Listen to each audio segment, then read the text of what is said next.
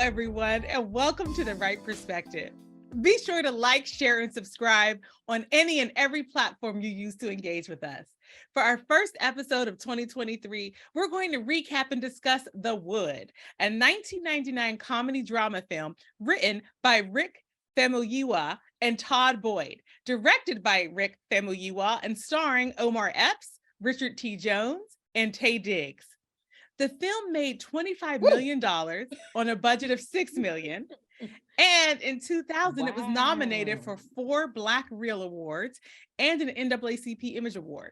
Also, the cast includes several notable Black actors, including Sanaa Lathan, Melinda Williams, Lisa Ray McCoy, and Tamala Jones. For some, this cast alone would be enough to make this movie a classic. But today, we will determine whether it is a classic from the Wright Perspective. We'll do a recap, discuss the movie, and then we'll take a vote using a voting symbol picked especially for this discussion. But we always start with intros. Kick us off, bro. Hi, I'm Aubrey Wright. I'm the oldest. I'm Genia Wright. I'm the middle. Hi, I'm Brittany Wright, and I'm the youngest. And Brittany, you picked this movie. Is that right? Like you put The Wood on the list, right? If there are any Black rom-coms ever in any season, just know that I was for it. Now, every last one of them, I made sure to add. I don't think this is a rom-com. They don't call it a rom-com on the internet. I don't think this is a rom-com. That's interesting though, because there's a love story, but it's not the central story. It's not the story. Not the central story. Yeah, it's true. It's a romantic comedy about bromance. It is a bromance. It is a bromance. It's a bromance. Yeah, it's about friendship. I wouldn't call it that, but I would not say you were wrong for calling it that. That's where I'm at. That's where I'm at. I will not say you're wrong, but I will not echo the sentiment. You should echo it. But bro, couldn't a bunch of bros go watch this movie? Like a bunch of guys, like, hey, we're all guys. Let's go see a movie. Want to go see The Wood? Goodness, we're the guys that you know. Where those guys from? That's how guys talk when they're together. Hey, we're guys. Want to go see a? No, you sound like Dan from Mall Cop, from the Mall Gang. Dan, Dan, I really like you. Mall Madness.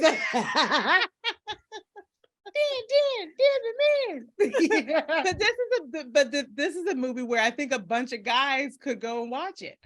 You know, it's interesting because I do see what you're saying, but I don't know that, like seeing the trailer for the movie, if it's a movie that would strike me like, oh, let me go see this with my boys. Yeah. But if we did, we would all, I'm sure, see what you're talking about, basically. Yeah. You know what I'm saying? But like, I don't know. This is my first time ever seeing this movie. Okay, I didn't realize that, bro. Yep. Okay. Well, I actually did go back and watch the trailer from back in the day. And the trailer, it was so interesting because the trailer made it seem, and I only watched one of them, but the trailer made it seem like it was more about the wedding than it was. So, for example, Lisa Ray McCoy's character was in the trailer a couple of times. You know what I mean? Like snippets of her being frustrated. Really? Okay. But we know from watching the movie that there was for 5 seconds. Yeah. There was a wedding that was the base. It was like the timing of the movie. Like it was like the moment that held the movie, but the movie wasn't really about that wedding. Yeah, and that would make sense because I wouldn't go like I've never seen Best Man. Is that like it's not that I have anything against these movies at all. They just wouldn't motivate me to, you know what I mean, go see it, especially not with my boys. Right. But but yeah, that being said, I am surprised. I'm just imagining that text message thread. Hey guys, I'm watching The Wood later. You want to come by? Yeah, there would be definitely a pause coming right there. Man. Except that one friend that's ride or die, but like, yeah, man, I'm bringing some chips. Yeah, a good movie's a good movie, man. But bro, I just didn't know. I didn't realize this was your first time. I've seen it many times because, in fact, it came out in 1999, which was the year I started at Howard. And so there were certain movies like Best Man and The Wood, and then also I was saying to Brittany earlier, Life, the movie with Eddie Murphy and Martin. Yeah. That came out in 99. So there's We need certain to movies add that to like, the list. Sis, I don't think it's on there. Yeah, we gotta add that to the list. Man, that's such a that stuff is a part of like my freshman year. It's a hood movie. But it's a tragic one. It is so sad. It's the opposite of what we just watched. I'm not down. Right. I'm not down. I don't want to think about it right now. Okay, I'm not saying I'm not down. Unfortunate. I'm not saying I'm not down. It was a very unfortunate movie. I'm putting it on the list with a sad face next to it. This is the only movie on the whole list with a little sad face. Life. Well, like it's supposed to be. It's supposed to try to force a happy ending. You're like, I still kind of feel bad though. All right, wrong movie. Wrong movie. Well, this movie, when it comes down to picking a voting symbol for it, there were so many things, because the movie is like, it is sentimental because it's a look back film where you're in present day, but they're reflecting and they're thinking about the past. So there were a lot of things that held the sentiment that the movie was conveying. But I have one voting symbol to recommend to y'all, and it is Tic Tacs. So why Tic Tacs? Great question. So Tic Tacs, number one, they were present in both the current day parts of the movie and the flashbacks to childhood, right? They were present in both. This is true. And in addition to it being in the youthful storyline and the adult storyline, as when they were young, Slim and Roland, they were constantly giving Mike, who was new to town, new to LA, they were constantly giving him, new to Inglewood, new to California. They were constantly giving him advice on like their recipe of being super cool, And when it came down to mints, they were schooling, Mike about mints in this convenience store. Like they had mints down to a science. And it was just such a wonderful moment of just like how their relationships were, with Mike sitting there just taking it all in, like, yeah, these guys are giving me top-notch advice, and they're like, yeah, the green mints do X, Y, and Z, and it was just, and then as adults, we get a call back to the Tic Tacs because one of the three of them, Roland, he's about to get married. He's drunk off in the corner, okay, with cold feet. And they go again to a convenience store to get Tic Tacs, the same convenience store. And what are they getting again? Tic Tacs. Yeah. So what about Tic Tacs? They were consistent all throughout the years, just like their friendship. Man, I have Bam. When that part came up in the movie, I was like, she broke it down. I said, bro, when's the last time you seen a Tic Tac? I was like, I'm sure they're out there, but I haven't thought about Tic Tacs in forever. They have a lot of Tic Tacs are still a semi-regular part of my life. Semi-regular. Tic Tacs for me are more of a candy. Yeah, I get the orange Tic Tacs. The tangerine Tic Tacs. Yeah. I really get the mint ones. But it's interesting because I'm just saying, and that is, it's another good one, sis, in the sense that I'm not going to get into my talk, but I'm just saying, like, that is definitely a good part. Like I remember having the same conversation, but for us, it's like juicy fruit versus double mint, Yeah. But the same elements were in the conversation. It's a very, yes, I like that. I don't even want to talk about mine. Bro, you have to at least tell us what voting symbols you came up with. Well, what I was originally thinking was the condom. And the reason why is I think the movie did a really good job of just showing how it is being a young kid growing up, whatever. And just that ever present, like as soon as it turns on in your brain, like that's all you're thinking about as a guy. And they just, and that kind of was like a representation of that, you know, because it's always there, you know, like every guy had it in his wallet years before it was even a thought of people to use it. And I'm just saying that was a really good. So, but the reason why I like the Tic Tacs better is because the condom one doesn't really give the whole arc, you know, like it doesn't give the whole, you know, from the beginning to the end, as far as, you know, because at the end it's showing how their priorities are different, and you know what I mean. So even though it's a good one, just, you know, comedy wise, yeah, I'm just saying, as far as something that represents being present through the whole movie and an attitude of discussing philosophy, like guys do, you know. Well, you know, the beginning is Tic Tacs, at the end they're talking about marriage, but it's still the three of them, you know. So that's what I'm saying. When you say that, that one is a great, you know, bottle of Tic Tacs or a case of Tic Tacs. Well, bro, I got to tell you, James came up with condom as well. Because he watched the movie with me yesterday, and he was like, "Oh, I got the voting symbol, a condom." And I mean, it was that. I was very set on it.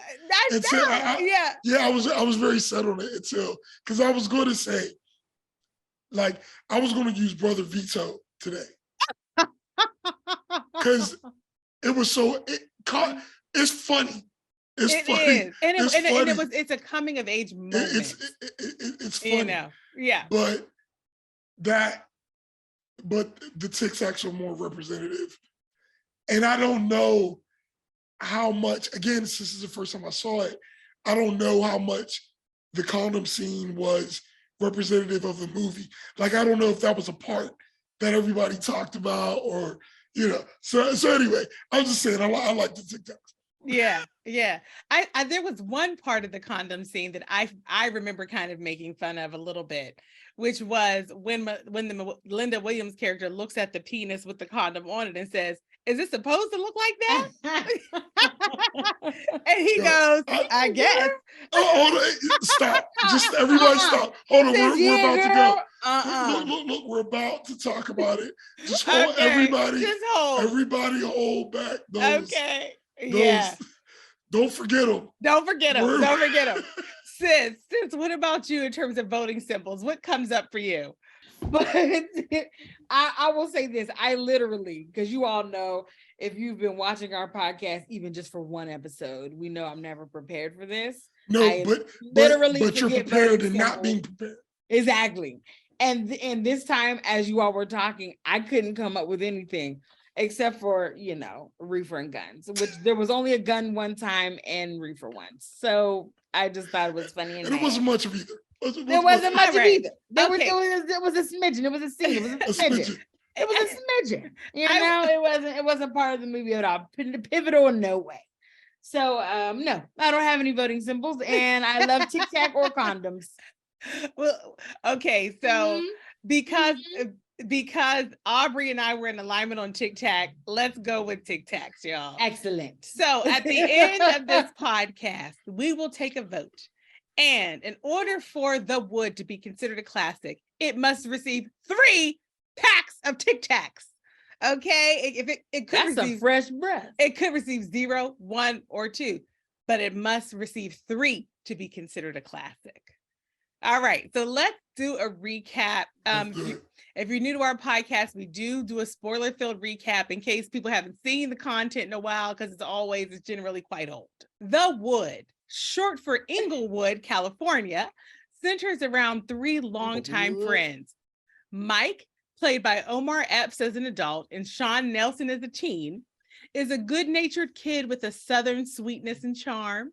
Slim, played by Richard T. Jones as an adult and Dwayne Finley as a teen. He's an athlete and like a funny guy, and he always has like something slick to say, but not like a spiteful, mean way, like a jokester kind of like way.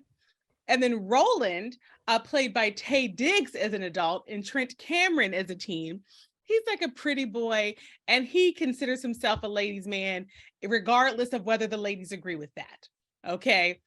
And they have been friends since the age of 14. And now they're all grown up and they're in their late 20s and they're into their careers. And for one of them, Roland, the Taye Diggs character, it's supposed to be his wedding day, except that he is drunk and with a major case of cold feet. They have just under 3 hours until the ceremony for him to sober up and decide if he wants to go through with it. And the guys use the time to reflect on the journey of their friendship, going all the way back to the day they first met in the schoolyard. Mike's family had just moved to Inglewood from North Carolina, and it was Mike's first day at school. And, sensing he was not only new, but out of his element, Roland and Slim befriend him immediately, and they teach him their version of cool, which they summed up in 2 words: mackin' and hanging. Mackin' and hanging. And as you can imagine, since we're dealing with a group of teenage boys, the macking was clearly their primary focus. They all did their share of dating, but one of them had an epic high school romance, and that was Mike. On his first day of school in Inglewood, he laid eyes on Alicia, who was played by Sanaa Lathan as an adult and Melinda Williams as a teen, and he basically fell in love. Eventually, she fell for him too, and they gave their virginities to each other, and they continued dating until it was time to leave for college when things ended. The guys reminisce about all of that stuff, and then they turn their thoughts to present day. Why does Roland have such cold feet? And we learn that he's actually less afraid of commitment and more nervous about all the changes that are going to come along with it, like moving away from his friends. The truth is they're all nervous about that, but they also believe that their friendship is strong enough to weather the changes. Roland does go on to get married to Lisa, who's played by Lisa Ray McCoy. And at the wedding, Mike is actually reunited with Alicia. And clearly that old spark remains, clearly. And when Mike and Slim finish giving their best man speech, they invite the room to raise their glasses to the wood, the place where it all began. The end. Y'all, this movie, yeah, and we talked about it already, but this movie was really about the friendship of these guys. Yeah. But at the same time, it was impossible to do this recap without talking about the love story, because they made it very much a part of like Mike's development and his That's what's going on. I know both of you have seen this movie a lot, right? Mm-hmm. And I was saying the words as I was watching. And I know that you both love this movie based on, I know at least Brittany loves it. For me, it's one that like I said, it's special to me because of my memories that go along with it. And that's what I'm saying. I can't put it at the level where Brittany has it. What level do you all think I have it on? No. I'm just saying it's a good movie. I'm just saying it's a good movie. I do. I'm just saying y'all both love the movie, right? But what I'm saying is you'll never be able to know how good it is. Like you'll never really be able to know as much as you. It's just like if there was a movie that was just so close to your experience, it's like, yeah, other people will get this, but like,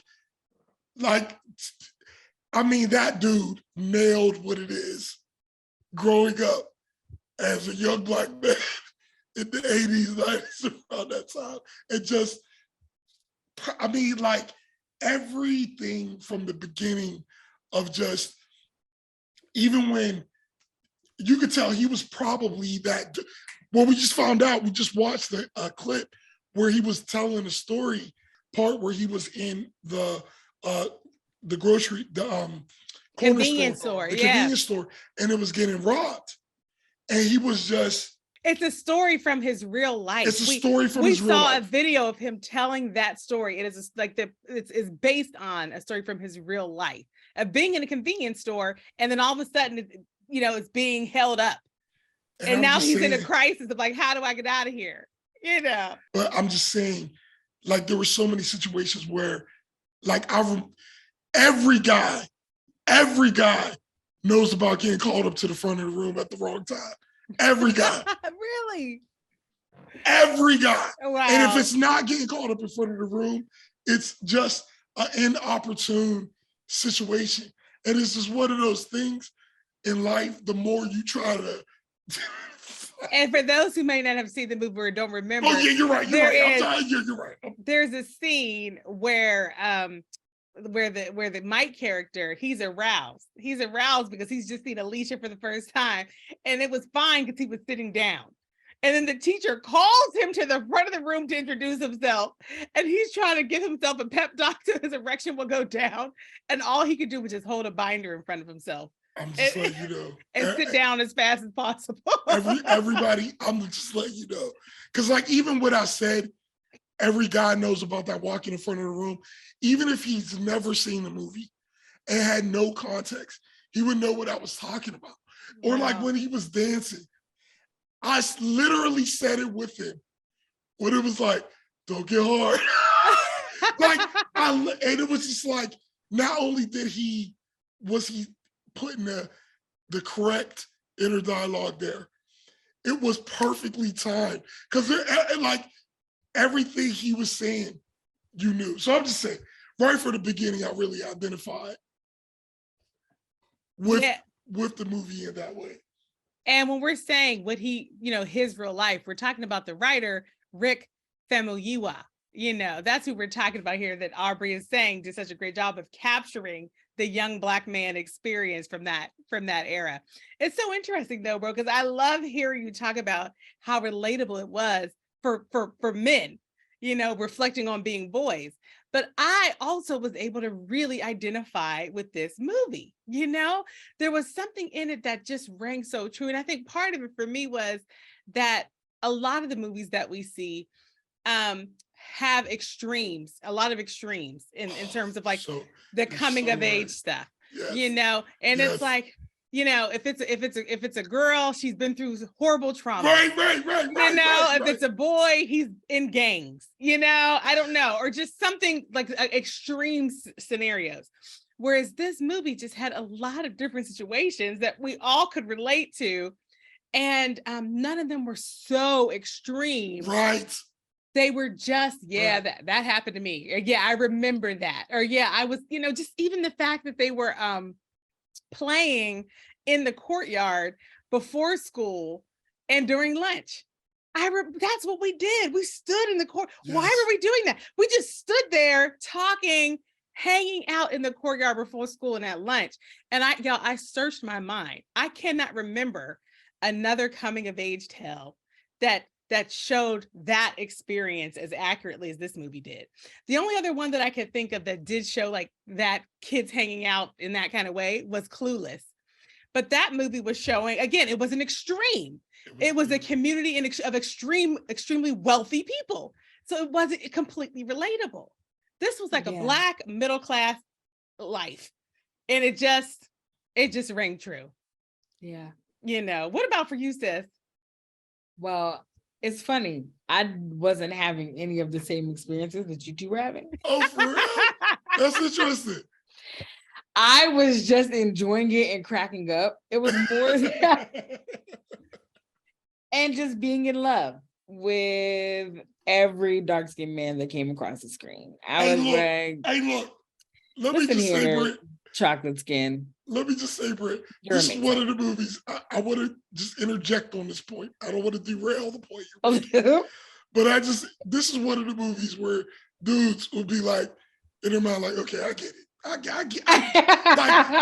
not going to argue with y'all. Like, I understand why you would be excited in this movie. These dudes got their stuff together.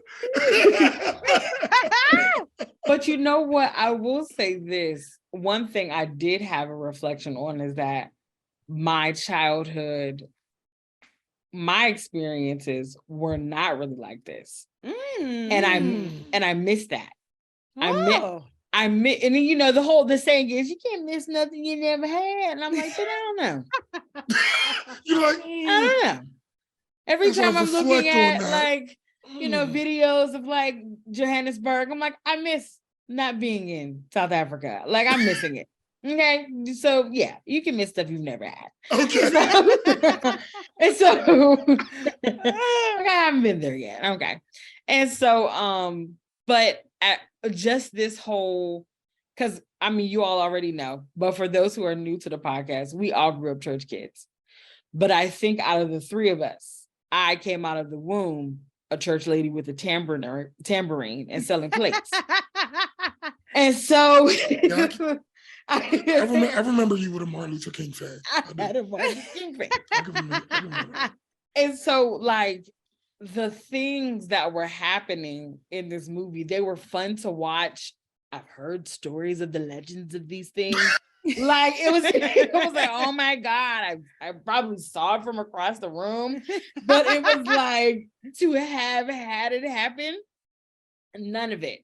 Like, it was fun. So for me, it was just watching this movie of people that I enjoy and waiting for my favorite parts. Right. And them being funny. And being funny. Yeah. And just totally telling a good story. Right. Honestly, it didn't make anybody look like a horrible person. It's Even with Taye Diggs having cold feet, getting drunk, going to his ex's house the day of his wedding, singing to her, saying that her booty is rotund, like all these things that were happening, it still didn't make him look, he was being human. Yeah. He was scared about the future. Yeah. And I think that sometimes what this movie did was give you an opportunity to know adulthood is messy. And we want so bad for it. And I'll speak for myself personally. I have wasted so much time for my life to be A plus B equals C. And I wasted so much time. And when I moved away from that, I had a good girlfriend that was like, man, life is great. And I used to be like, I mean, it is, but like, there's some stuff that's black and white, girl. I don't know what you're talking about. Meanwhile, I'm sitting around here like, oh, it's so murky. Oh, the clouds are everywhere. Somebody turned some fog lights on. And so just watching this movie, it really just was nice to see people living life. Sometimes your decisions are going to be super awesome and come up with some super awesome conclusions. But sometimes your decisions are going to be super terrible and they're going to come out with some super terrible conclusions. But the thing about it is you don't stop. You keep moving, ask for forgiveness when you need to, or you accept someone asking for your forgiveness because they've wronged you, and you keep it moving. And so, you know, I loved seeing them being friends, especially Lavinio, who was Slim, but his name being Lavinio was hilarious. Lavinio and Slim and Roland, just them two going back and forth since they were younger. I loved it. And sis, what you were just saying about the fact that we were able to see nuance in these characters' lives and that murkiness, you reminded me, I wanted to read you all a quick passage from this article I found. And it's from Vice, you know, and it is from 2019, and it's called 20 Years Later, The Wood is Still a Defining Coming of Age Story for Black Men. Fans of the Rick Famuyiwa directed comedy reflect on how the film shaped their views on Black brotherhood. And the author of the article is Deasia Page, but I just want to read you this one little part. Boys in the Hood, Menace to Society, Juice. In the 90s, the most popular film depictions of Black men were almost always associated with drugs, gangs, violence, or a combination of all three. While the protagonists in these cult classics are forced to grapple with escaping the effects of violence in their communities, Rick Famuyiwa's 1999 film, The Wood, which turns 20 this week, did something a bit different. It portrayed a bond between Black men that wasn't solely based on the crime happening around them. A nuanced relationship study that Hollywood still seems to find trouble pinning down 2 decades after the film's release. Wow. That's such a good quote. I'm gonna just let you know. That's such a good quote. Because it sums it up. it sums it up. Mike's character, one of my favorite scenes was when it was after they were in the store that was being robbed, who happened to be being robbed by Alicia, Mike's love interest, object of his affection. Well, the school, right? Which I love that. Everybody loved Alicia. And it was her brother, and he was robbing the store. And so they were like, let me give y'all little dudes he's used the N-word a lot. Let me give y'all, mamas use dudes. Let me give y'all little dudes a ride to the store. And they got in the car. And there was a part where he offered them some weed. And they were like, nah, we don't do that. And he was like, what are y'all I think he called them lames or something like that. And he was like, Mike stood up for himself.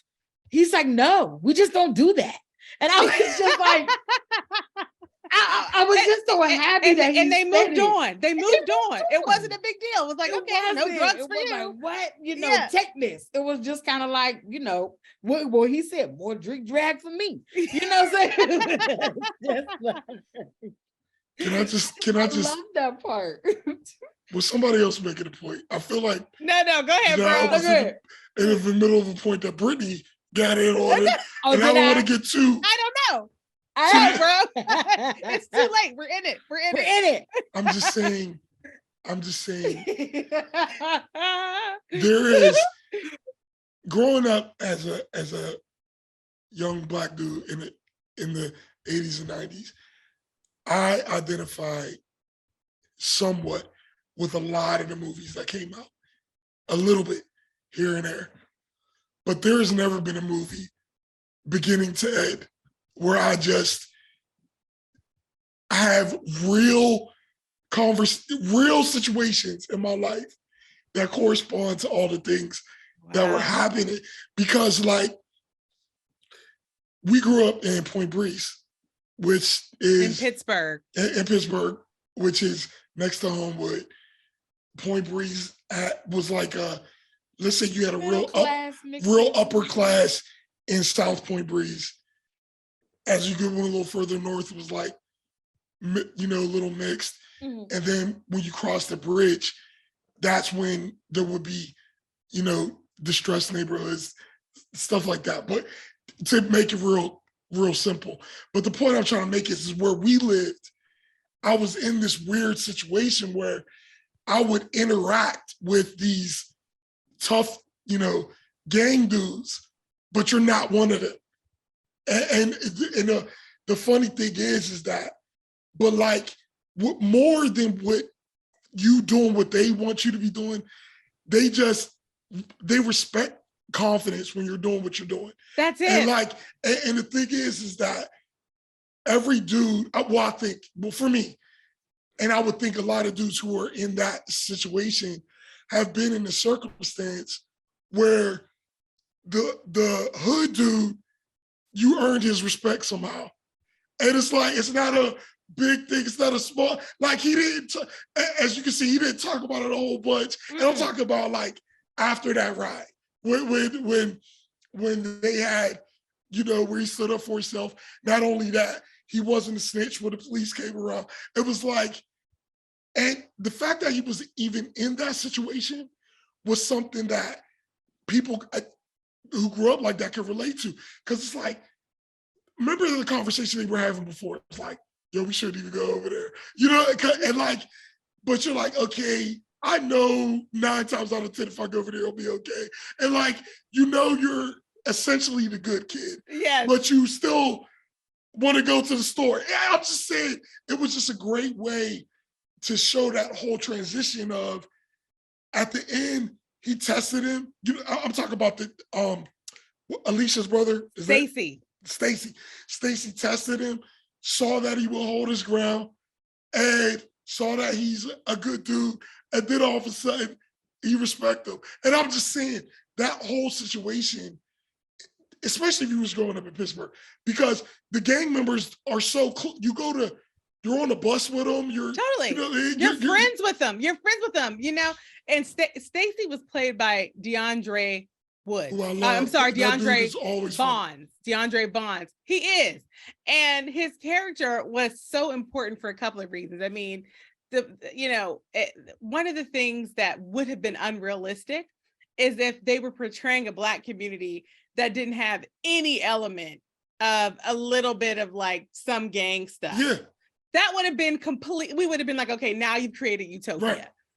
But what made it so real was that, it was like they were around, the Bloods were around, and it was like, because that's all our experience, and it was like, for those who haven't seen the movie or haven't seen it in a while, the first encounter between Mike and Alicia's brother Stacy was, Mike touched Alicia's butt on the courtyard.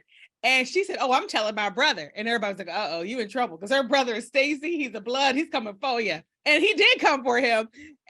But when Stacy came to confront, Mike, part of it was that Mike was from out of town. Okay. Right. So he probably didn't know how scared he should be. Listen. But he stood his ground and he actually is bliss. He got the first punch in. Okay, but then they had a legit fight, and yeah, Stacy did beat Mike completely. He won the fight. Okay, then later on, when they're in these situations that Aubrey and Brittany were just talking about, where it's like, okay, the three friends, they accidentally are a part of a robbery that Stacy is doing of a convenience store. They continue to just do what any of us would do, which is just to try to mind their own business. And because that was the truthful response, Stacy's character, all he could do was respect them for that. Yeah. It was like you were just doing what you had to do. You didn't try to be the whistleblower. You didn't try to be a hero. You just tried to mind your own business. That's right. And I respect that. And he respected how, like, the thing is I lost his name that quick. The guy. Stacy. No, not Stacy. The main. Mike, the director. Mike. So the thing about it is, and the other thing I love about the time that it was portraying is that, yeah, he was off the hook for going to go grab her butt. There was an appropriate response. You getting beat down. That's it. And that was that. Nobody had to take it further. He understood. Yeah, I did. I'm gonna get beat up. I did grab her butt. I tried to stay. I stood tall. And I'm just saying there's a certain honor in that. Totally. It's like Mike knew what he did. He caught it. He stood up as best he could. And it was like everybody respected everybody. Yes, totally. And it's just like that was a different time. But even in that moment, which was nice because it's showing someone being honest. And he was like, Stacy, when he approached Mike, he said to him, "What you think my sister's some little hoe?" And he was like, "No, I think she's purty." And what he said, and this is taking place in 1986, by the way, in the movie. It's 1986. This is all his first day of school in Inglewood. I was like, this is a very traumatic first day.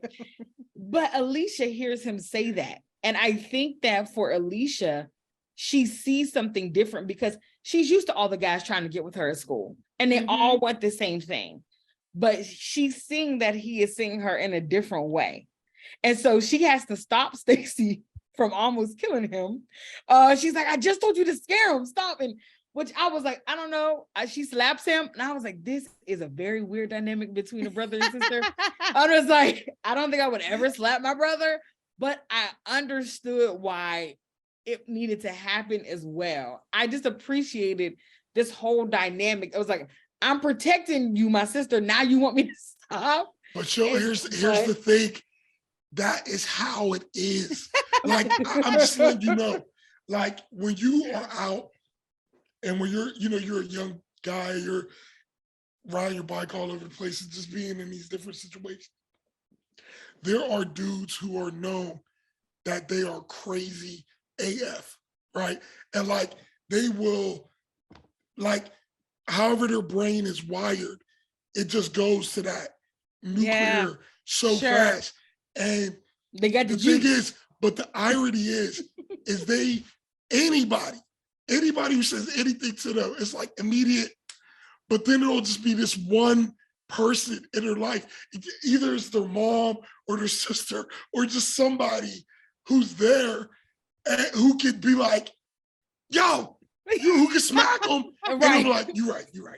Let me go. Like that's but it's like they're so crazy. That's their one conscience. It's like a physical representation. So even that was true because they're like, I'm telling you, you can name everybody who grew up around this time can name probably at least 5 people who fit that exact, But bro, I would also say, and I agree with you 100% because I can think of 5 people like that.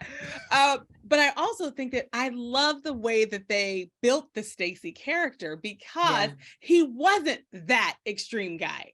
He wasn't the guy that just pops off at any given thing, because even when they were robbing the convenience store, they were robbing it for snacks. They weren't trying to get money. They were literally trying to get, what was it, zigzags? It was like some stuff, some Black and Mild, some potatoes. They walked out with just a handful of stuff. It was just like they weren't trying to anyway, so the character that they created was a type that is familiar to us, but it was not an extreme meant to make some kind of point. It was just a truthful brother for the Alicia character. I just wanted to co-sign that point that you made because you made it earlier. But I'm saying, yes, movies usually, you got to turn up the volume, or at least people feel that way because it's a movie. But what I'm saying is, this is an example of how you don't have to turn up nothing. You don't have to turn up no volume. Everything could just, life is interesting in some situations.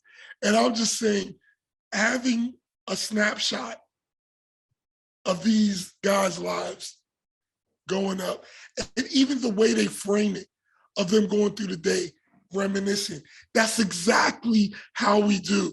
Like, remember the time when when you start telling the story, it's like you're there again. And even in the moments where they're older, because the story, it goes, time leaps back and forth. Basically, the story is going through today. We're going through this wedding situation. But through that, they flash back to different moments in their life. And what I'm saying is, as our friends start getting married and stuff like that, you just know all of the emotions they're going through. Absolutely. Because and now me being, wait, how old am I? 44. I'm 44. The crazy thing is I wasn't front. but like now I'm 44. Listen, I have to do the math sometimes. Me too. Subtract 3 because she's 40. That means I'm 37. Got it. No, I'm 41, sis. I don't want to mess up your math there. Wait, you and I are 4 years apart, and you and Aubrey are 3 years apart. That's right. Sorry. That's right. See? But real time. But what I'm saying is that the funny thing is if I saw the wood in 99, I would have still enjoyed it. And that's why I didn't want to answer your question too fully, because I feel like it's part of what we should discuss. Yes. Because if I would have went into, I wouldn't have thought it was bad, but it just wouldn't have hit me the way it hit me, because I've been through the first parts, but I hadn't been through the second parts. Wow. And now that I've been through the second parts, of, knowing what it's like to be talking to your homeboy the night before, like, it's gonna be all right. And bro, I just so appreciate you saying this, because when I first saw this movie, I was right in the middle. I was in my freshman year of college. So I had just left the high school stuff behind, and I was just entering adulthood. So I hadn't experienced the second half yet. Yeah, me too. Yeah. But there was something in it that still felt like truthful. You know what I mean? Right. And it was also something that, even though, again, I wasn't grown in my late 20s like the characters, but it was still like they did such a good job of bringing nostalgia in as an energy that you were just feeling the nostalgia with them, And I think one of the things I wanted to talk with y'all about, I mean, there's so much, but one of the choices I wanted to discuss with y'all was, they really made some choices about not focusing on side characters. And I mean, so what actually happened was James was like, you know, did they show Mike's little brother at the wedding? And I was like, huh. And because what actually, when we first meet Mike at the beginning of the film, it's him, his little brother, and his mom that have moved to Inglewood, California. But that little brother ain't have no lines. And even on Wikipedia, he's just called Mike's younger brother. The character, I don't think, has a name. I didn't go to IMDb to check, but I don't think the character has a name. And no, we didn't see him, an adult version of him necessarily. There are all these black men at the wedding? Yeah, but we didn't point him out. Could have been one of them. And then after James said that, I then was like, we didn't really meet any of Alicia's girlfriends. And we got to see her double dutch with some girlfriends when she was young, but we never saw her in a community of girlfriends talking about what happened, debriefing anything, you know, keying over Mike or anything like that. We didn't get to see her in community. And then I started to think, we didn't really see the parents at all, except for Mike's mom. We saw her like 2 times when they did the flashbacks. And then we met the parents at the wedding when they were adults. But just naming that to kind of say, they made a choice to really just focus on the 3 guys. That's it. And then Alicia popped in, you know, but it was the 4 of them. If you really think about it, other than those 4 people, did we get to know anybody? Oh, and Stacy. We got to know Stacy. We did. But which I appreciate. It. That's it. We don't know it. Not even like, you know, the other couple friends. You know how there's always like also Frank? We didn't even see no Frank. It was these 3 gentlemen. Did y'all notice that? I did, but you don't, it's not a big deal, right? It's like, it's not a big deal because the movie's not about them. Right. It is about how they are accessories to the 3 of these boys. And I think that that's genuine because it's just like, when you're thinking about this friend group, what was important to them? Right. So what was important? It was getting girls' numbers. It was going to the dance. It was macking, you know, hanging. Macking and hanging. So there was a part when they did pull up to the school dance and Stacy, the Slim and Roland got out the car really fast. And Stacy wanted Mike to hang back. And he was just like, you know, he taught him a man lesson in that moment, in my opinion, to be very clear about what you're saying and be confident in what you're saying. And so what Stacy asked him was like, you know, do you like my sister, basically? And he was like, well, yeah, I guess. He was like, you guess? And he was like, well, I do. And so I appreciated, it was a very, very small moment that Stacy was imparting some wisdom to him to be like, and also saying, this is my sister. Yep. Not anybody else. All these other girls that are on the planet, it actually doesn't matter. You're talking about who's in my bloodline right now. And so if you are liking her, you need to be serious. And he gave him an opportunity and said, her favorite song is the Luther Vandross song, If This World Were Mine. And I want you to take an opportunity to get a dance. And so for him to get that opportunity, that okay, that go ahead from her big brother, like, I want you to pursue my sister because I see that you're a good dude.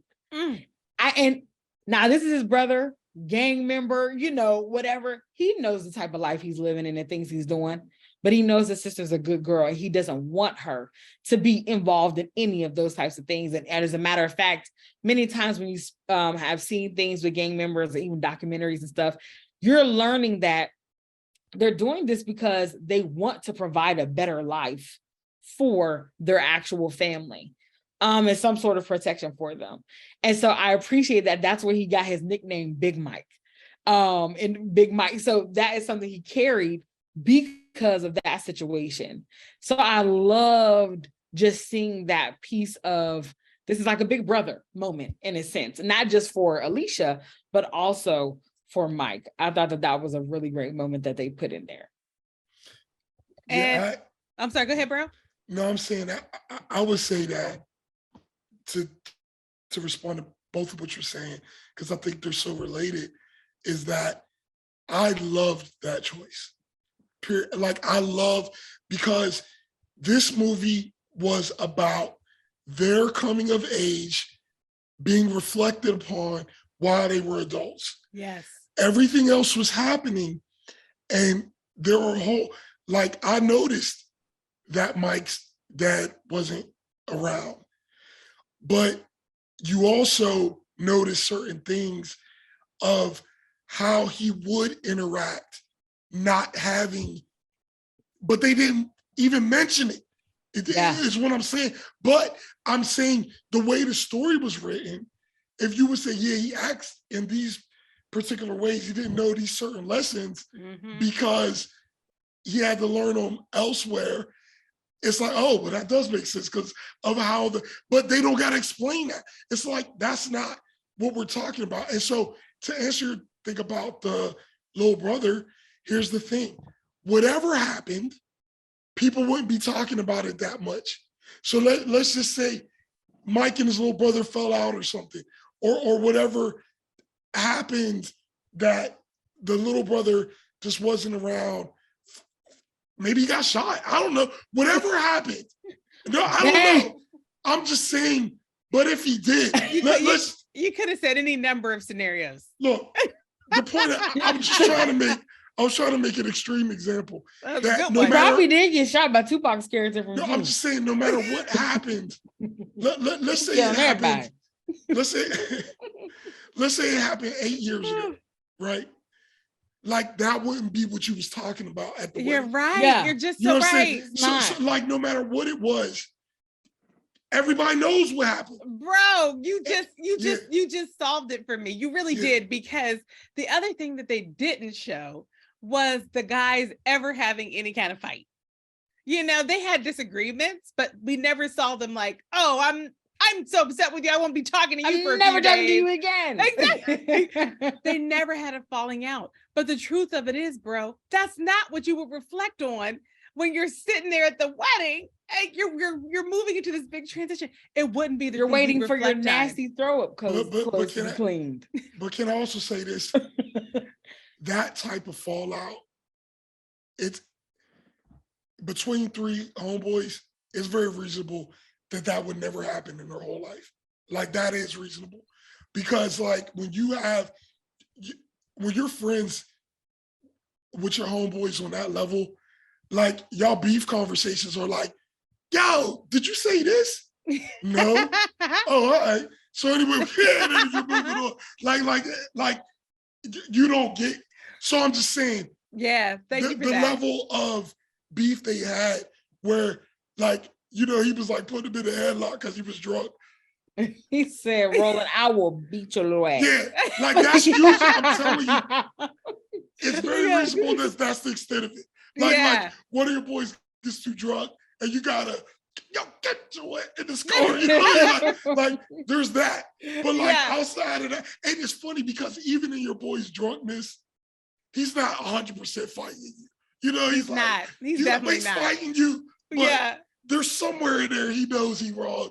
And it's just like, so even that doesn't get to the point where it's like, you know, because I'm just saying, I never started drinking. I just missed it. It just never happened for me. So and by the time I even wanted to maybe integrate it, I was too old to be trying to figure out how much to drink. I can't be. I never wanted to not know where I was, honey. But, why do I not want to know where I am? But the point I'm trying to make is so obviously I've been a designated driver my whole life.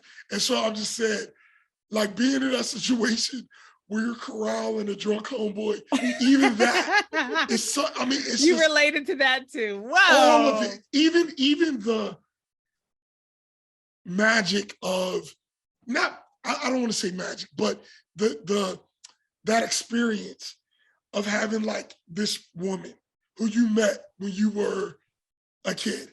And like, it's like y'all keep, you know, y'all messed around, you know, you had these experiences when you were young. And then life, you know, sends you apart. And then you connect again for a little bit, then life sends you apart. But it's like, as soon as you see each other, it's that man, we had something special. You know, like even that, all of it.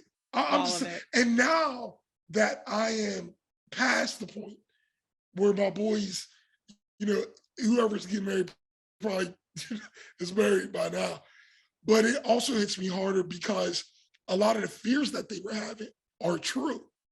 And the fears of it ain't gonna be the same. And like in that moment, you're thinking, it could be the same though. It could be, but it's just not. It's not. It's like I have friends, if I call them right now, we'll pick up the phone, we'll talk, it'll be love, but we might not have talked in 2 years. Right. And it's just because you get busy, you have other priorities. I mean, you married, you got kids, that's what you're doing. You know what I'm saying? So like, you can't, like, to hang out, there's so many more steps. You know what I'm saying? There's so many more things to do. I had a friend who called me. Literally, it was a call that you only get every once in a while. I haven't spoke to this man in years. For Boyle Stuckey.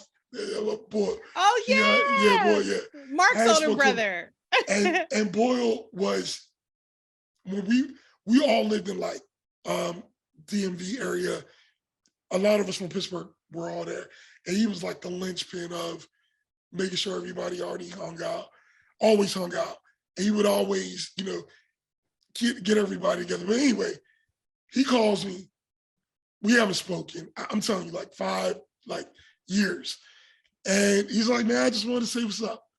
And it's just funny because like we're talking, I'm like, yo, we used to just hang all the time. Right. Like we would just all get together all the time.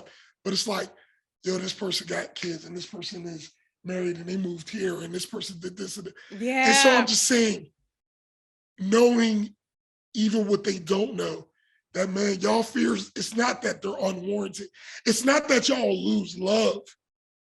But things are going to change. They are going to change, you know? I think that I have always been like, it's going to change. Now, maybe that is because of like my first examples of that would be my siblings leaving for college. Wow. Like, yeah, it's a good one. You grew up with them, but now they're not in the house every day. I remember moving Aubrey into Morgan, and I remember crying as we drove away.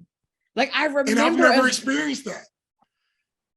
That's crazy to think about. Yeah, and I experienced you leaving, and I experienced leaving Brittany. Yes. So those, you know, both of those things. And then now this person becomes just a blip. They don't mean to, but you're in college. Yeah. So they come home at holidays if they're not interning in the summer, or because we all are pretty ambitious kids. But if they're not coming home for the summertime, they're staying where they are. They have a job. They are interning. They have created a life in this area. So you're seeing them just every now and then. So I wanted, because as you all are talking, I'm like, why when my friends were getting married, it didn't make me go, oh my God, everything is changing. I was like, that's just because that's what happens. Yeah, you understood change. You had it, you understood it better. Right. You were managing your expectations better. Right. And y'all, we have just made a natural segue to the soundtrack, because the first song that we hear on this movie, do y'all remember what it was? You gotta remember. Back in the day when I was young and again anymore, with some days I said, I wish I was a kid again. Back in the Day by Ahmad. Okay. And y'all, this song, you know. Was he a one-hit wonder? Did he come out with more stuff? I think I certainly don't know. I didn't even know the name of this person that had this voice. Yeah, that's why I'm like, was he a one-hit wonder? Until I heard that voice before. I think that was a one hit. Yeah, but this song, y'all. Somewhere Ahmad is like, I had 7 hits. Yeah, y'all just don't know me. Because I'm not hating. I mean, he's obviously a very good lyricist, because this song, The song is It really is. And it's exactly what we were just talking about. It's about just life moving on. And then you get to look at yesterday in the context of today, and you appreciate it so much more. And I love these lyrics. And obviously, I didn't really know this song. I knew the hook because you hear that all the time. But as I was just reading through the lyrics, he's reminiscing on things like the kind of shoes we used to wear back in the 80s, and the way we the kind of socks we wore. He's talking about the music we listened to, and he's truly just it's a song that is about cherishing youth and cherishing your childhood, and really recognizing how those moments that were just your day to day really were quite special.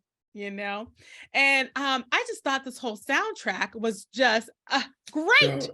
It's just it was good songs.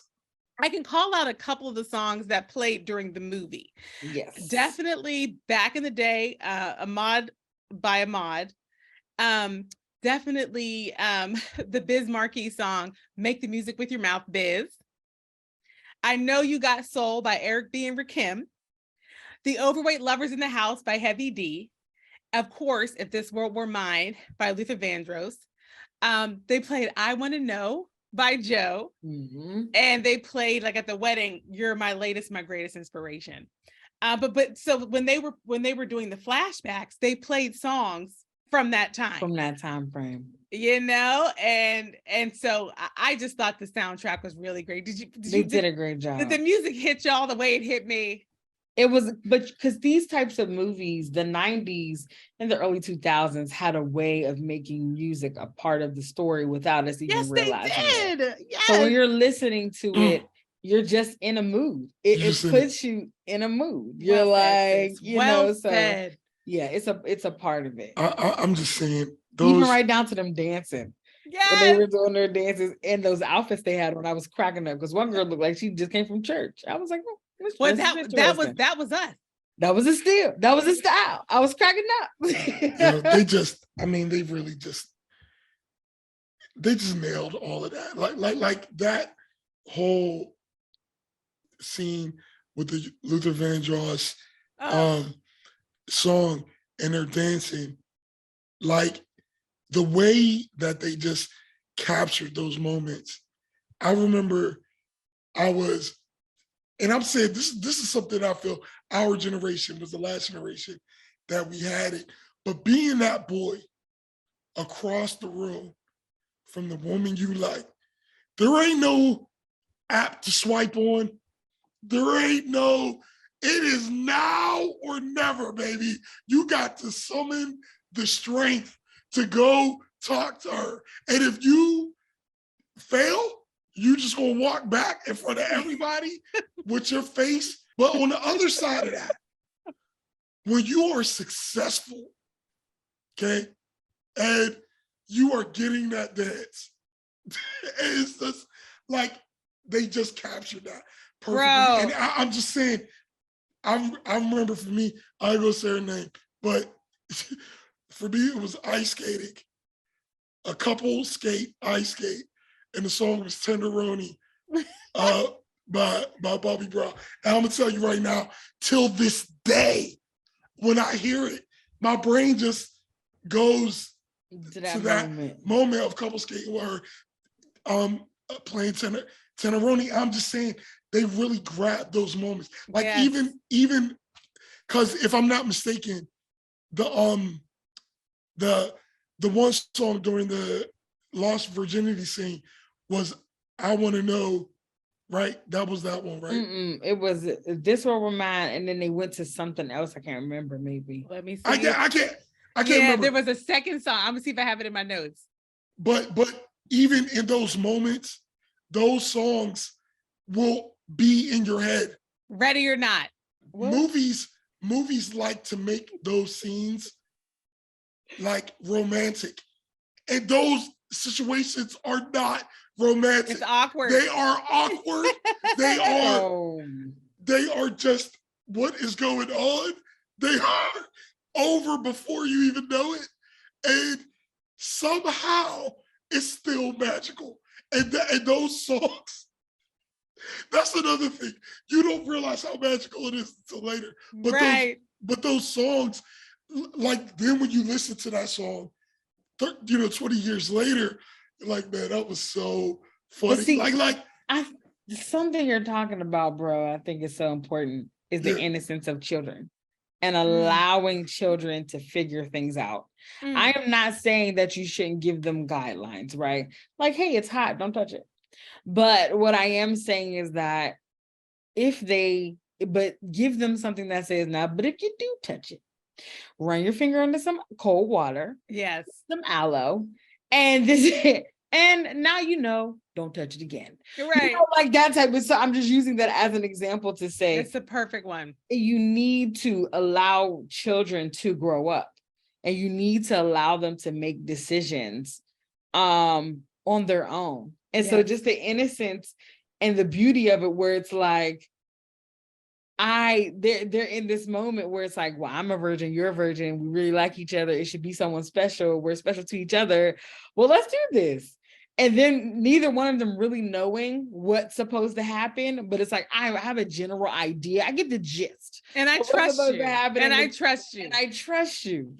And so just seeing them be, and then now what was at their conversation afterwards was like, so what about the dance? So it's like this becomes the important part now. Like, one of the things because one of the things that I was thinking about while I was watching it was how so much of what was happening in this film is not relatable to young people now. And one of them that was really clear to me was like the mystery of a person's body. Right now, young people, they're photographing themselves, and they're posting pictures, even the poses that they use. They're so, and I'm not saying this in a way that is a judgment way, it is a fact that these poses are they're leaning into showing certain parts of their bodies and, highlighting butts and breasts. And it's like, and young guys with no shirts on, I don't know. It's just like, when we were getting ready for the dance, the guy was slightly unknown. And you were slightly unknown. And so, it was also the mystery of it all. And now kids just put so much of themselves out there. And, so it's not just their physical bodies, it's their thoughts, to have the internet in your hands all day, where you can just tell everyone you're connected to everything you're thinking. It's just very different.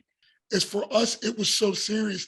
We were looking to pick the music that we were playing behind us when we were going to call a girl. So like, if you're going to call a girl, it's like, all right, I'm going to have, so in the background. But it was this whole, you're putting together, and this whole conversation is about music. And I'm just saying that music punctuates so many of these moments that we're talking about. And I'm just saying, I feel like the movie did phenomenal. When we're walking into the party, that's how it felt. Yes. That's how it felt. It was. Walking into the party. And just that, and the art of getting a number. That was the other, like, if you know a girl's name, all you gotta do is look her up now. But like, even that, like, I gotta talk to her. I gotta, you know what I mean? I gotta, say something. And then when I get her number, I got to get ready to talk to the mom or the dad or whoever's going to pick up the phone before I even get to her. And it's just like, I feel like all of these things impact your ability to communicate and interact. And it's not, and again, it's not better or worse. It's just different, because there are a whole lot of complications and other kinds of questions that come up that we didn't have to grapple with. So, but it's just, the other thing that I thought about was when they couldn't find Roland, it was like, it was at the point where it was like late 90s, I guess. And so they had pagers, but they didn't have cell phones. They didn't have Find a Friend, And so literally they were just in this holding pattern of, well, we have to wait and hear from him. Yeah.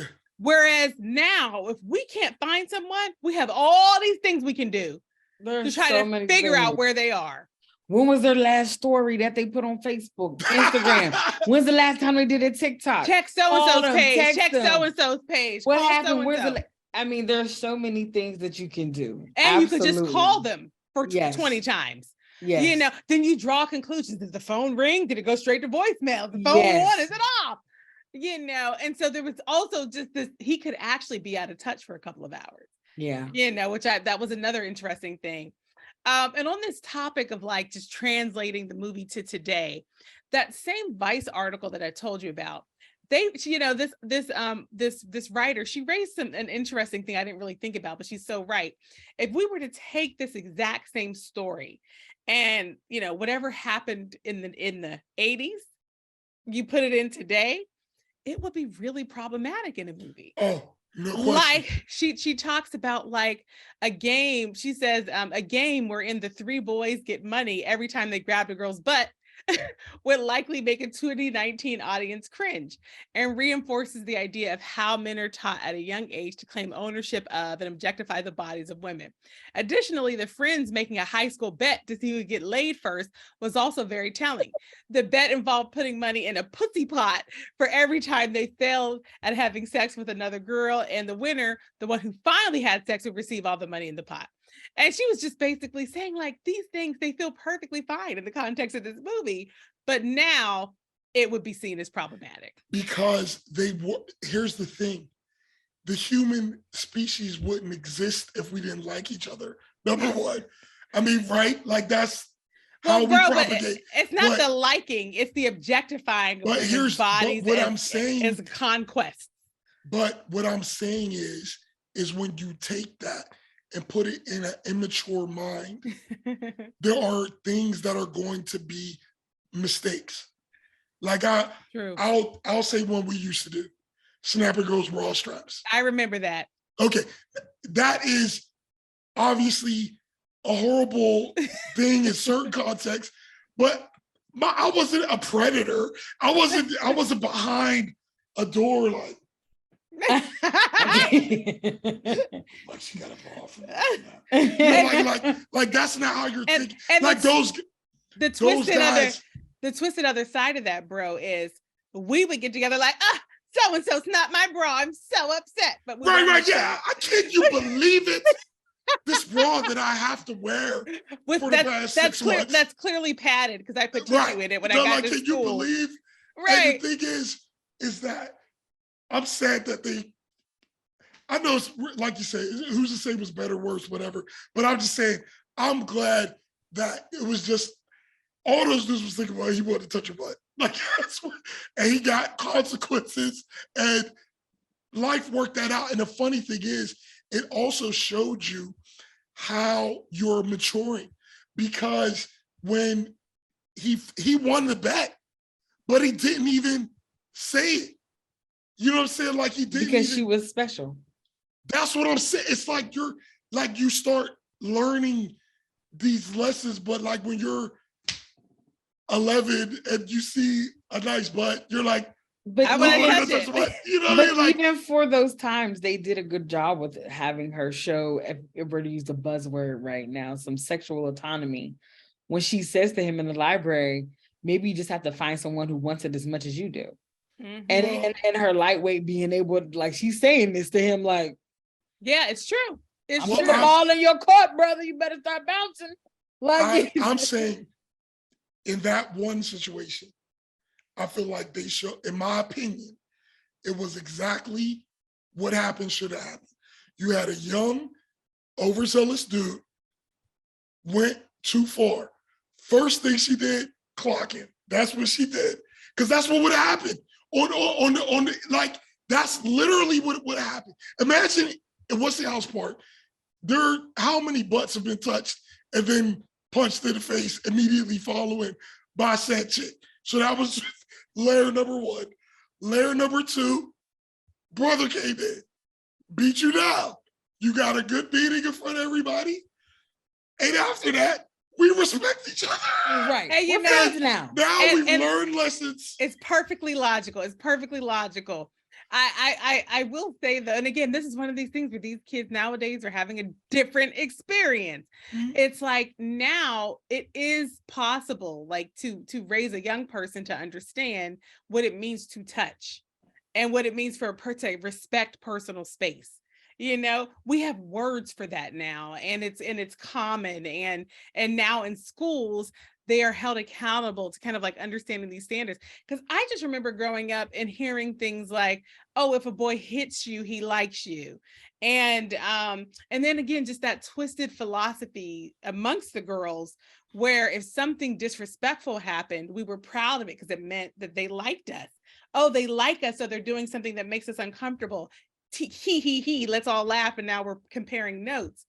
And I think now young people understand how to say, here is the version of, you know, affection that it feels right to me, that I can celebrate, you know, whereas we were just taking anything and saying, oh, we got attention, that equals we're liked, you know, and that was the goal, was to have somebody like you, you know. I'm just really glad. I'm just glad I'm not a kid in this. I'm just glad I'm not, because like, but if you were a kid now, you wouldn't know. It's just a completely different context. Well, because the definition of respect has just evolved. You know, what I'm saying is, and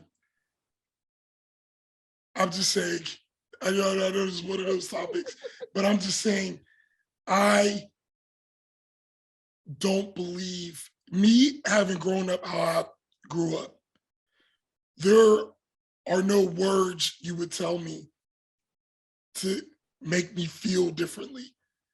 And to me, the experience had to play out the way it played out. Like, for me to truly understand. So anyway, but I know we got a little, we're not off topic. We're not off topic at all. We're not talking, this is about coming of age. This is about coming of age. Mm-hmm. And I'm just, well, I will say this on that, just that frame is that we can never get to where we are now without where we've been. That's it. And so I think that is something I personally always acknowledge that. Mm-hmm. So for whatever reason, we're at a space now where we have these words like, you know, that you were talking about, sis, but at one point that wasn't the language, that wasn't the mindset, that wasn't the space. And it was like that in the 90s. Mm-hmm. And then wherever happened prior to the 90s got us to the 90s. And so I think about just things just don't pop up and happen. You know, like even just the fact that we have a personal computer in our hand, but when computers first came out, they were the size of a room. Like that type of, you don't get to anything overnight into where we are. There were a series of events that have happened that people maybe evaluated. And now it's like, well, you know what? Give language, and you need to make sure you have permission. Mm-hmm. But I don't think that even though we're saying these things now, it dismisses how the innocence was in the 90s. Exactly. You grabbing booties. It's different. You know, it was just a different mode, mm-hmm. a different time. I don't think that it, you know, demotes any of it. It disrespects any of it. Standards change. They just change. They just change. And, mm-hmm. you know, I don't want anybody to, you know, but it makes you think just differently. It just makes you go, oh, okay, well, but also just to that point of like, oh, the girls are, you know, oh my gosh, she touched me, da da da da. That was not my experience. Okay. I was not around here getting my booty smacked and bra snapped. That was not a part of me growing up. But my experience was just much different. And I knew those things were happening, but it also put you into a space of like, because you grow up as a young woman, if they do these certain types of things to you, that means they like you. So then what happens when those things aren't happening? Yep. And so I think sometimes what has happened now is that they're trying to make an even playing field. for people to be like, hey, stop grabbing booties and snapping bras and go say something. Like, like that type of thing, because there's this conversation of, if it's not happening, then what do you do? Then how do you feel? Everybody can't win though, right? Everybody does not get first place, okay? But it's just one of those things where I think that people, how we're in their heart of hearts, people are trying to make things better. But sometimes I think that is making it a little sensitive and it's becoming more complicated. And it's like, well, I'm just not even gonna look at anybody because I'm just gonna walk around like this and just like it's just sometimes. The truth is that our experiences were very innocent for the time, but for every innocent experience that was happening, there was an experience that wasn't innocent. Absolutely. And it was happening in a context where the accountability wasn't there. Absolutely. Because if you're in a situation where we're squeezing the butt or snapping the bra strap does happen, things that are 2 or 3 steps beyond that might also happen, because there's not a system of accountability around it. And I will just say, growing up, and I mean, part of it is that I have been like 5'10" since I was 10 years old, but I have always the same kinds of things that were happening with boys my age, those things were happening with men when I was coming up, and so the same signals of he likes me that I would get from boys my age, I was getting it from grown men at church. And so and again, I'm so grateful. I was never in a situation where someone took advantage of me or anything like that. But I am just going to say, like, when certain boundaries don't exist, they just don't exist. And you would hope people would mature into understanding the boundaries. But at the end of the day, if the accountability is not there, it's some kind of structure to kind of put some boundaries around it. I mean, some of the things that grown men said to me, it was 15 years later when I look back, like, what was that? Right.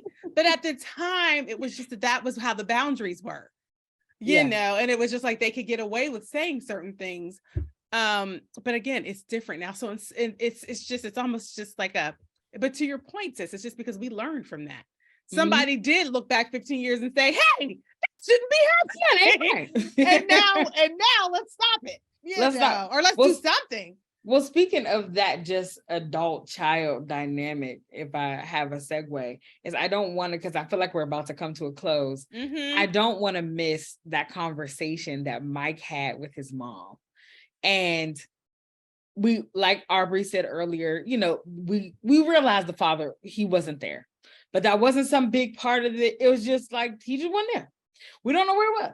And so, but she didn't come home. She wasn't some stressed out, I'm cussing you out, what you doing? Why ain't you doing your homework? She came in to see him. She was a nurse. He was a nurse. His mom was a nurse. And she came in to see him dancing with a rabbit. A stuffed rabbit. A stuffed rabbit animal. And she's like standing in the doorway and she's like, what are you doing? And so it was just a nice, lighthearted moment of watching her son like be silly. Her little brother comes in and he's looking at him laughing, and they're sitting down on the couch and she's like, well, who is she? And he's like, Ma, it's not anybody. She's like, only a woman can make a man dance, do the things that you just did. Yeah. And so it was just this really sweet moment of like, well, get washed up. I'm about to go start dinner. It wasn't like, why aren't you doing your homework? The dishes ain't done. Y'all kids, just going crazy. It was just a sweet mother-son moment. Very truthful. I appreciate it. Was just, something I appreciated. Yeah. And listen, y'all, I almost forgot the other article I pulled up that I wanted to read to y'all from. This article, it is from 1998. So it's from that time. And it is by the Brookings Institution, which is a very well-known think tank. Okay, they do a ton of research. And this is an article, y'all, that I actually remembered and went to go find. And it's called Black Progress, How Far We've Come and How Far We Have to Go. Okay. And the authors are Abigail Thernstrom and Stephen Thernstrom. And I'll just read you this one part and you'll know why it's relevant for this movie. Progress is the largely suppressed story of race and race relations over the past half century. And thus, it's news that more than 40% of African Americans now consider themselves members of the middle class. 42% own their homes, a figure that rises to 75% if we look just at Black married couples. Black two-parent families earn only 13% less than those who are white. Almost a third of the Black population lives in suburbia. Because these are facts the media seldom report, the Black underclass continues to define Black America in the view of much of the public. Many assume Blacks live in ghettos, often in high-rise public housing projects. Crime and the welfare check are seen as their main source of income. The stereotype crosses racial lines. You know, Blacks are even more prone than whites to exaggerate the extent to which African Americans are trapped in inner city poverty. You know, anyway, so the article goes on to say it is essentially, as we were talking about the wood and why it felt so unique and refreshing in terms of like, it was so relatable because it is the experience of many of us, but we don't get to see it on the screen. Yeah. This is an article from a think tank, a research institution. They're not giving opinion, they're stating facts that they've, well, anyway, you know, research always still can have some bias, blah, blah, blah. But the point is that this is an institution saying, listen, the narrative is not matching the numbers here, you know? And so, and Hollywood is still, and I think it's getting better, y'all. I see more, you know, we see more of life that looks like the lives we live, you know? You see more of it now on television and in movies, but back at that time, they just weren't showing what was the average life for, as what we can see was 40% of us. We would just see the extremes. Totally, you just see these extremes. And it's just like, so anyway, I was just happy to find this article from that time period. I'm happy you found that, yeah. Oh my gosh, y'all, we covered a lot. I'm looking at all the categories. We covered everything. Yeah, I think. Well, we didn't talk about the acting, but I'll just say that the casting and the acting, the cast was beautiful, and it was still like, it felt like a real wedding.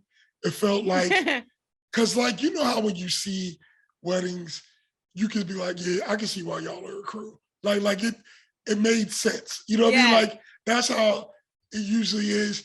And it was funny. Even now, like usually when you're watching a movie, not usually, but a lot of times when you're watching a movie from way back when, you can be like, oh, that was probably funny. And, you know, and that whatever. Time. Yeah. But like, it was really funny. And like the crazy hijinks that were going on, they were acting in a way, it made me feel like I was actually watching it. Cause like when they had to go get hosed off, right? Yeah. And they were just laughing. Like, you're like, you can see a situation, a group of old friends, you know what I'm saying, being in this circumstance. And I just felt like even the acting was right where it needed to be. Yeah. Wasn't too much. It wasn't.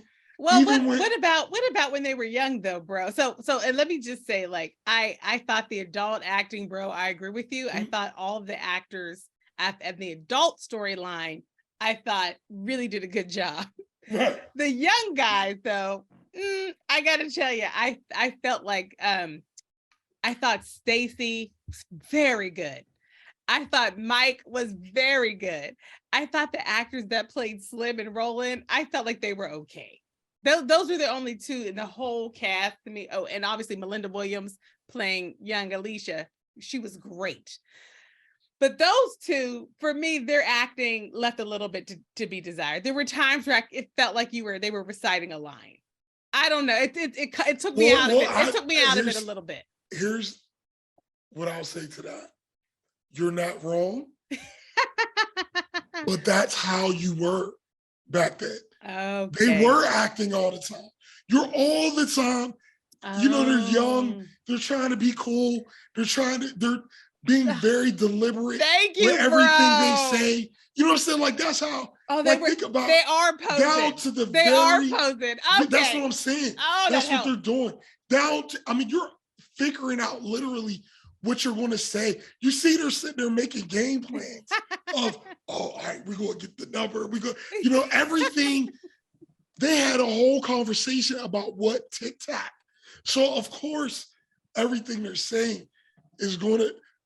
Bro, you just gave me a light bulb, bro. Thank you. I don't know if that was intentional, but I'm just saying. No, but that's how it felt to me. It works, bro. It works.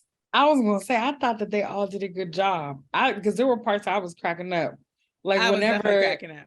when the younger Slim was like, Miss Johnson, what page 13 on? And it's like, oh no, what's happening here? Why don't you know what page 13 is? Because it's just page 13. There's no guesses here. It was so like there were just certain things that. Well, really I thought he was making a joke, right? Like he was. No, I thought he was being serious. I took it as he was making a joke. He was obviously a class. Yeah, he was being a. Oh, I did. That would happen. But that would happen. That would happen.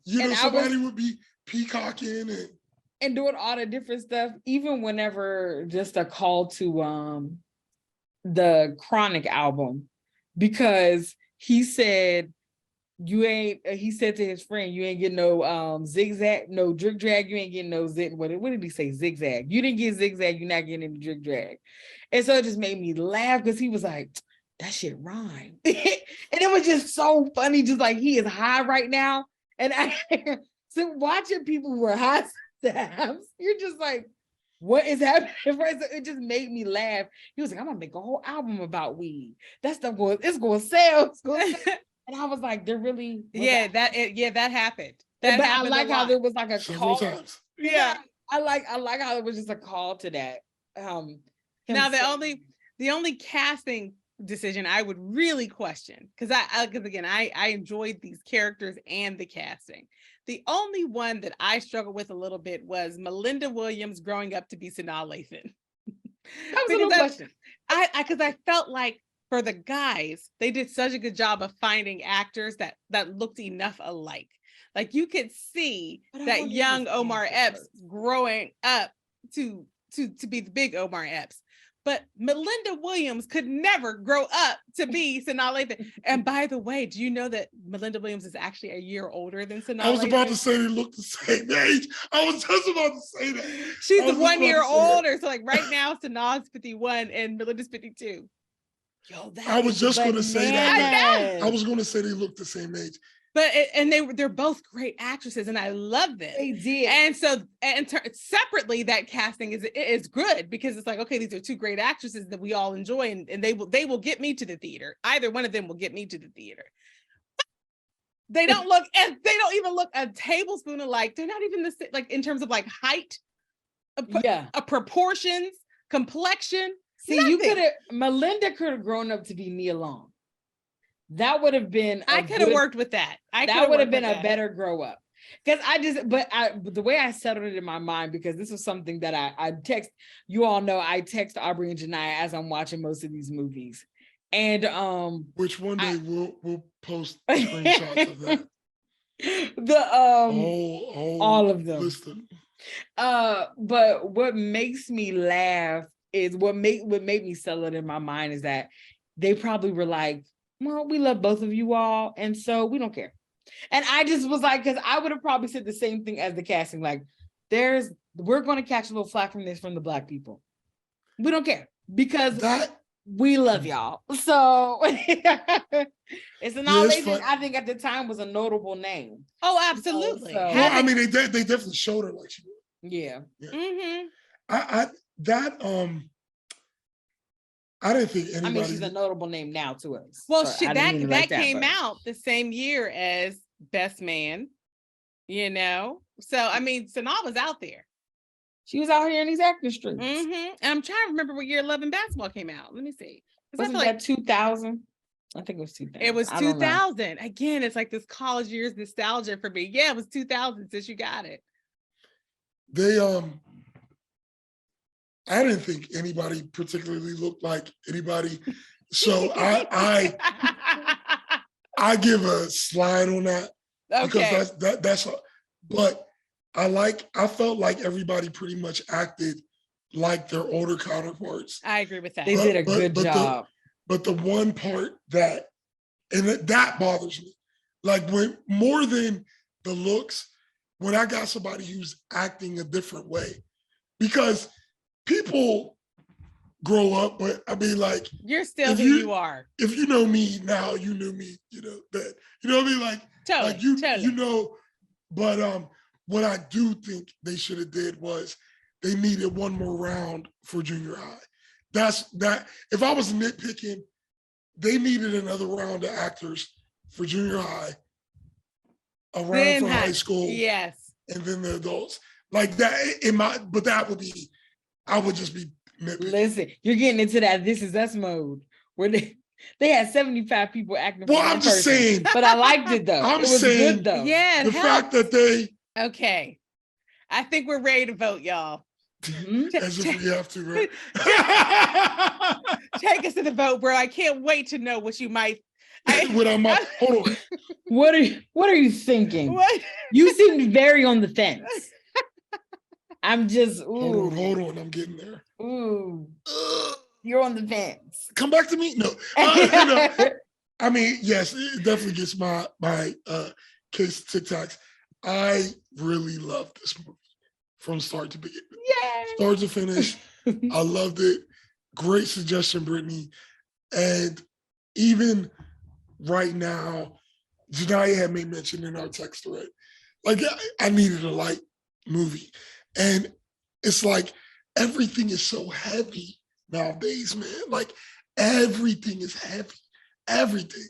And it's piercing, man. It's piercing. And I'm not, I'm not trying to say that's how you should look at the world or anything, but I'm just saying it's nice when that was just a great feeling.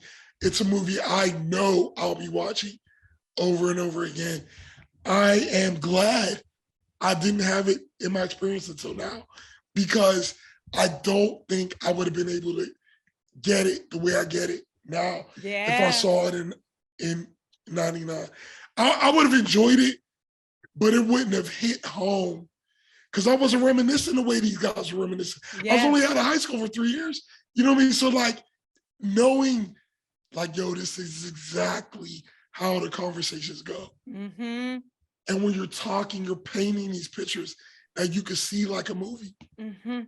Mm-hmm. And every experience rang true. This is definitely a new part of my movie rotation. Yeah. Nice. Yeah, bro. I mean, surprise, I feel the same way. This movie is definitely going to get my pack of Tic Tacs.